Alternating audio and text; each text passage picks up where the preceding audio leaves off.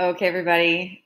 Ghoul School here. Let's do the last chapter in the Black Cauldron. It's going to be bittersweet to end the book. Chapter 20 is called The Final Price. So we're finally going to get to the climax of this book. Here we go. Ellidyr, Taryn cried. Have you strength enough to break your bonds and free the rest of us? Ellidyr rolled on his side and strained desperately against the tight ropes. The bard and Taryn tried to help him, but at last Ellidyr fell back, exhausted and gasping from the pain of his efforts.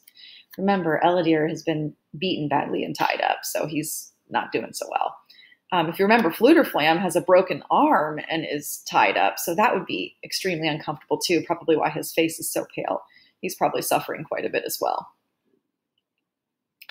So now they're asking if Ellidyr is able to free his ropes. Too much of my strength is gone, Ellidyr murmured. I fear Morgant has given me my death wound. I can do no more.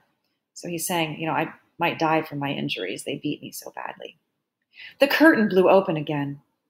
An instant later, Taryn was flung at full length and roughly spun around. Taryn kicked wildly with his bound legs and tried to right himself. Stop struggling, you clot, a voice shouted in his ear. Dolly! Taryn's heart leapt. Is it you? Well, that's a clever question, snapped the dwarf. Stop trying to fight me. It's hard enough with all your squirming. Whoever tied these knots, I wish he had them tied around his neck.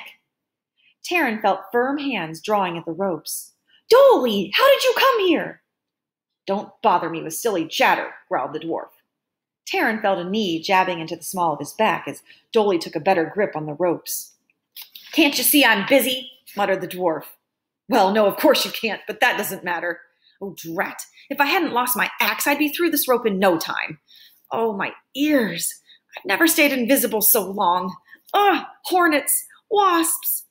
Suddenly the ropes parted. Taryn sat up and began the best he could to untie his legs. In another moment, Dolly himself flashed into sight and set about to freeing the bard. The stout dwarf was grimy and muddy, and his ears were tinged a bright blue. Dolly stopped his exertions and clapped his hands to his head. Oh, enough invisibility is enough, he cried. No need for it here. Not yet. Bumblebees. It's like a whole hive of them in my ears. How did you ever find us? Cried Elenwy as the dwarf ripped away her ropes. Well, if you must know, the dwarf snapped impatiently, I didn't find you. At least not at first. I found Ellidyr. Saw him coming up from the river a little before Morgant reached him. I was on my way to Cairn after I shook off the huntsman to get help from Gwydion.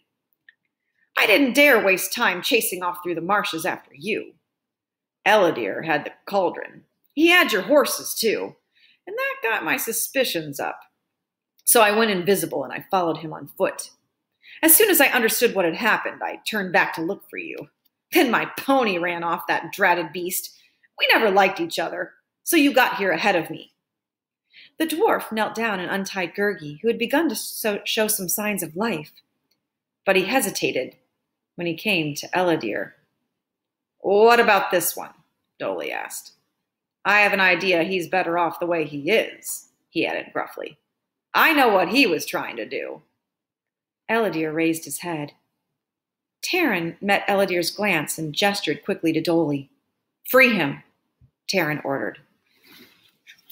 Dolly paused, doubtful. Taryn repeated his words. The dwarf shook his head, then shrugged. If you say so, he muttered, setting to work on Ellidyr's bonds. While Elenwy chafed Gurgi's wrists, the bard hurried to the tent and opened the flap and curiously peered out. Taryn searched vainly for weapons. I see Morgant, Fluter called. He's on his way here. Well, he's going to have a surprise. We're unarmed, Taryn cried. They far outnumber us. They can slay us at their pleasure. Rip out the back of the tent, Dolly exclaimed. Make a run for it into the forest. And leave the Kraken in Morgant's hands? Replied Taryn. No, we dare not. Ellidyr had risen to his feet. I had not the strength enough to break my own ropes, he said, but I can still serve you. Before Taryn could stop him, Ellidyr plunged from the tent. The guards shouted the alarm. Taryn saw Morgant fall back in astonishment and then draw his sword. Slay him, Morgant commanded. Slay him! Keep him away from the cauldron! With the bard and Dolly at his heels, Taran raced from the tent and flung himself against King Morgant, fighting furiously to wrestle the sword from the war leader's hands. With a savage snarl, Morgant caught him by the throat and tossed him to the ground, and then turned to chase Ellidyr. The horsemen had broken ranks and hastened to close upon the running figure. Taran scrambled to his feet. Ahead he saw Ellidyr grappling fiercely with one of the warriors. Fighting like he'd never fought before, the Prince of Penlarcow, Taran knew, was calling upon all of the strength that remained to him. Ellidyr threw the warrior down, but faltered and cried out as the man's sword thrust deep into his side. Clutching the wound, Ellidyr stumbled ahead. "No! No!" Taran shouted. "Ellidyr, save yourself!" A few paces from the cauldron, struggling madly, Ellidyr broke free of the warriors, and then with a cry, he flung himself into the cauldron's gaping mouth. The kraken shuddered like a living thing. In horror and dismay, Taran cried out again to Ellidyr. He fought his way toward the cauldron, but in another instant, a sharp clap, louder than thunder, rang above the clearing. The leafless trees trembled to their roots. The branches withered as if in agony. Then, while echoes ripped the air, a whirlwind screamed overhead. The cauldron split and shattered. The jagged shards fell away from the lifeless body of Ellidyr. Just then, a war horse burst into the thicket. Astride it rode King Smoit, a sword in his fist, a shout of battle on his lips. Behind the red-bearded king streamed mounted warriors who plunged against the men of Morgant. In a press of combat, Taran glimpsed a white steed galloping in the charge. "Gwydion!" Taran shouted, and he struggled to reach his side. He caught sight of Cull. The stout warrior had drawn his sword and was striking mightily around him. Gwistel, with Caw clinging to his shoulder, also ran into the fray. Bellowing with rage, King Smoit drove straight for King Morgant, who raised his sword and lashed viciously at the rearing steed. King Smoit leapt to the ground. Two of Morgant's warriors threw themselves in front of him to try to defend their lord, but Smoit cut them down with powerful blows and strode right past. His eyes hooded and blazing, his teeth bared, Morgant fought savagely amid the shattered pieces of the cauldron, as though he sought defiantly to claim them himself. His sword had broken under the force of Smoit's attack, yet he slashed and thrust again and again with the jagged blade, a grimace of hatred and arrogance frozen upon his features, his hands still clutching his blood-stained weapon, even as he fell. Morgant's riders had been slain or captured, as Gwydion's voice rose in command to cease the fighting. Taran stumbled to Ellidyr's side and tried to raise him. He bowed his head in grief. "The black beast is gone from you now, Prince of Penlarcow," he murmured. A high-pitched whinny behind him made Taran turn. It was Ismalash, Ellidyr's horse, who'd broken her tether and now stood over the body of her master. The roan lifted her lean, bony head and tossed her mane and spun about and galloped from the clearing. Taran understood that frenzied look in the roan's eyes, and he cried out and ran after the horse. Ismalash plunged through the undergrowth. Taran strove to overtake her, to seize the bridle hanging from her, but the roan sped onward toward a ravine. She did not check her speed, even at the brink. Ismalash, in a mighty leap, hung poised in the air for a moment, and then plummeted to the rocks below. Taran covered his face with his hands and turned away. In the clearing, the bodies of King Morgant and Ellidyr lay side by side, as the remainder of King Smoit's horsemen rode in a slow, mournful circle around them. Alone and apart, Gwydion leaned heavily on the black sword Dernwyn. His shaggy head was bent. His weathered face was filled with sorrow. Taran drew near and stood silently. At length Gwydion spoke. Fflewddur has told me all that befell you. My heart is grieved that Coll and I only found you now. Yet without King Smoit and his warriors, I fear we would not have prevailed. King Smoit grew impatient and went looking for us. Had I been able to send word to him, I would have summoned him long before this. I am grateful to King Smoit for his impatience. Remember, King Smoit was supposed to wait for them to show up at his land, and when they didn't show up, he got impatient and came looking for them. And Gwydion says it's a good thing that he did. And you too, Assistant Pig Keeper, he added. The Kraken is destroyed, and with it Arwen's power to add to the number of his Cauldron-born. It is one of the gravest defeats Arwen has ever suffered. But I know the price that you paid. It's Ellidyr who paid the final price, Taran said slowly. The last of the honor belongs to him. Then he spoke of Ismalash. He's lost everything, even his steed. Or perhaps he's gained everything, Gwydion answered, and his honor shall be certain. We will raise a barrow in his memory. Ismalash, too, shall rest with him, for they are both now at peace. Smoit's dead shall also sleep in honor, and a barrow shall be raised above Morgant, king of Madoc. So Gwydion's saying that any of King Smoit's men who died in the battle shall also have honorary graves. And they'll make an honorary grave for King Morgant as well. Morgant? Taran asked, turning a puzzled glance to Gwydion. How can there be honor for such a man? You know, it's easy to judge evil unmixed, replied Gwydion. But alas, in most of us, good and bad are closely woven as threads on a loom, and greater wisdom than mine is needed for the judging. So he's saying, you know, in all of us there is good and bad. And he's saying someone higher than me has to judge whether King Morgant was a good person or a bad person. King Morgant served the Sons of Dawn long and well, Gwydion went on. Until the thirst for power parched his throat, he was a fearless and noble lord. In battle, King Morgant saved my life more than once. These things are a part of him and cannot be put aside or forgotten. And so I shall honor King Morgant, Gwydion said, for what he used to be, and Ellidyr, Prince of Penlarcow, for what he became. So Gwydion's saying, you know, we have to honor both of these men, Morgant for what he used to be, and Ellidyr for who he became at the end. Near the tents of Morgant, Taran found the companions again. Under Elenwe's care, Gurgi had recovered from the guard's blow, and he looked only a little shaken. Poor tender head is filled with breakings and achings, Gurgi said, with a smile to Taran.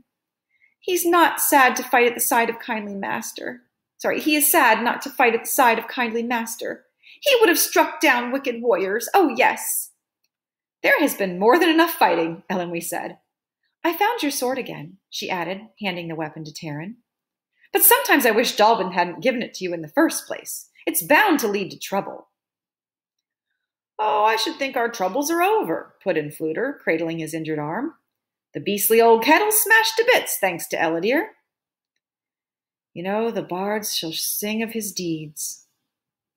And of ours. I don't care about that, grumbled Dolly, rubbing his ears, which had only begun to show their natural color. I just don't want anyone, not even Gwydion, dreaming up another scheme to have me turn invisible. Good old Dolly, Taran said. The more you grumble, the more pleased you are with yourself. Good old Dolly, replied the dwarf. Huh! Taran caught sight of Coll and King Smoit resting beneath an oak. Coll had taken off his close-fitting helmet, and although bruised and slashed, his face beamed and his bald head glowed with pleasure. He put an arm around Taran's shoulders. We didn't meet as soon as I expected, Coll said with a wink. For I hear you were busy with other things. Ha! My body and blood, roared Smoit, giving Taran a clap on the back. You looked like a skinned rabbit last time I saw you. Now the rabbit's gone and only the skin and bones are left. So remember, King Smoit battled King Morgant in the end. And although some of King Smoit's men died in battle, King Smoit was victorious and survived. A loud squawk interrupted the red-bearded king. In surprise, Taran turned and saw Gwistel sitting alone. On his shoulder, Caw hopped up and down and bobbed his head in delight. So it's you again, Gwistel remarked, sighing heavily as Taran hurried over. Well, you shan't blame me for what's happened. I warned you. However, what's done is done, and there's no sense in complaining. No use in it at all. You shall not fool me again, Gwistel the fair folk, Taran said. I know who you are, and the brave services that you rendered. Caw croaked joyfully as Taran smoothed his feathers and scratched him underneath the beak. Go on, Gwistel said. Put him on your shoulder. That's what he wants. You know, for the matter of that, you shall have him as a gift, with thanks from the fair folk. You've done us a service, you know. We were uneasy with that crock and knocking around here and there. One never knew what was going to happen.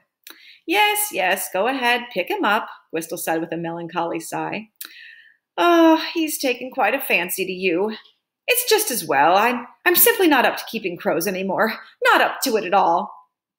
Taran, croaked Caw. Though I warn you, Gwistel went on, pay no attention to him. Most of the time he talks just to hear himself talk, like some others I could mention. The secret is, don't listen.